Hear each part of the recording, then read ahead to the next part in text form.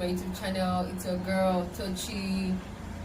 I'm not excited at all because I'm about to talk about something I find very heartbreaking. Like one of the things I find extremely heartbreaking: rape. It's not a new word. I'm sure you've heard that word 1,000 times and more. I know. You have your opinion when it comes to rape. I know. You have your assumptions as to why rape happens. I know. But I want us to hear me out. Rape is one of the most ignored, dirty and ugly practices I know. It is one of those practices that everybody wants to assume one or two things, to explain why it must have happened. Everybody wants to come up with numerous assumptions to explain why this person must have done what he did. Most times when I get involved in argument that concerns rape, I usually hear unbelievable questions like, what was she wearing? Where was she going to? What was she doing at so place and at so time? I try as much as possible not to elongate arguments like that, because in all honesty, there are some people that you'll be arguing with there. You just shake your head in disappointment and just end that talk because you know that it's not going to yield any fruits. Now, in my opinion, rape is a man-made decision. Like, it has always been the decision of the rapist to do it. Rape has never had anything. In my opinion, we have every right to believe in whatever we want to believe in. We're all entitled to our opinion. But in my opinion, rape has never ever had anything to do with a person's dressing. Like, that's one of the last things I will ever believe. Like, it will never have anything to do with a person's dressing or a person's location. Let's tell ourselves the truth. We all know when we're doing something wrong. We all know when we're inflicting pain on somebody else just to satisfy our selfish sexual desires. See, the kind of excuses we make for these people, that's why most times they end up feeling less or no guilt, because they know that last somebody will still say, but it's because of what that girl was wearing, and but be firewood now. Like, we always back up these crimes with very, very silly excuses. And then the victims, we bombard those ones with 1,001 questions. We question her dressing, we question her lifestyle, we question her intentions, we question her movement, we question her location, we virtually question the life out of her. And even after everything, judgment never favors them. See, in all honesty, the stigmatization that comes with rape, it's really, really very terrible. Because one is that you're not even given the justice you deserve. The second one is that people start to look at you like a piece of trash, like a dirt, like something that has been used roughly and thrown away. That's how bad it is. Like, I'm telling you that the stigmatization that comes with rape is enough to knock out stability out of a mentally stable person. Sometime last year, I was, last year, it was long actually, sometime last year. See, I've always wanted to talk about rape and how the society reacts to it. Like, it's even the way the society reacts to it that knocks me off. So sometime last year, I was on Facebook, I was just, scrolling, watching pictures, like reading updates and all. I came across this very disturbing photo.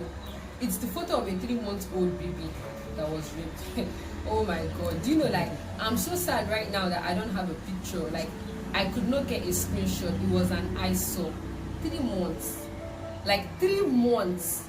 According to what I read, according to the story, that exactly what I read from Facebook, the lady laid her baby down on the bed and went downstairs to gist with her friends, and the gate man came and raped the baby and all of the rubbish.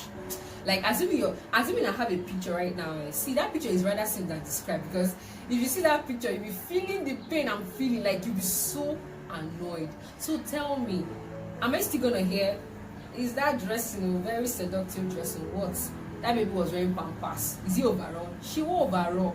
What was she not wearing? Is he head warmer? Is he cap? Is he whatever her entire body was? But she was more than covered for all I care. So what?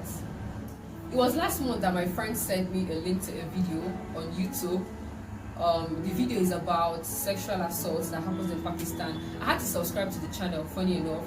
The name of the channel is The Real Stories. You can go check it out. They share stories of the horrible things that happen in other countries. So this particular video was about sexual assault in Pakistan. Like, it's actually an old video, but I came across it this year. Funny, from what I saw on YouTube, they posted it, I think 4 years ago or something. So I was watching this video and I was seeing men confessing to the raping of underage boys. like boys of 8 years and above, like without gifts. One was even saying, I've raped up to 12 boys. It was more like a norm, like this is something we do for a living, you know, it's hobby. Like, rape is becoming more of a lifestyle than a crime, and it's terrible. I don't even know how the kind of mind we used to have when we hear a rape case.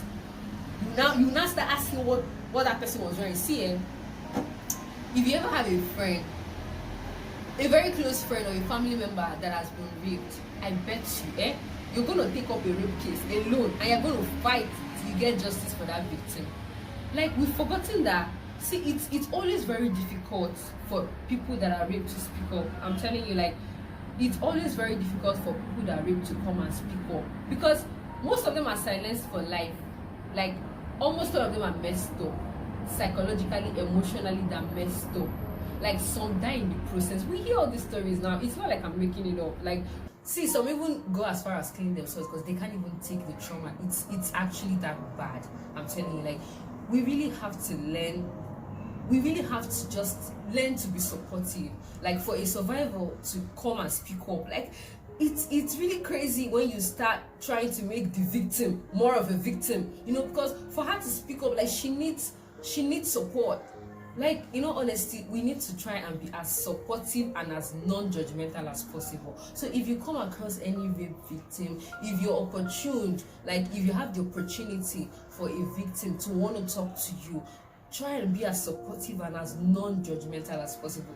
I'm telling you, like, it goes a long way. Like, just listening to them and making them feel all right, not trying to look for who to blame or trying to ask her where she was going, all those crazy things. Like, at that point in time, she needs all the support she can get from you. We need to learn to, we judge a lot. Anyway, that is for that. I swear, that is for that. You know, honestly, like, I was so annoyed when I was thinking of sharing this video, because I don't even know, like, rape is becoming more of a lifestyle than a crime. Like, it's more like a norm.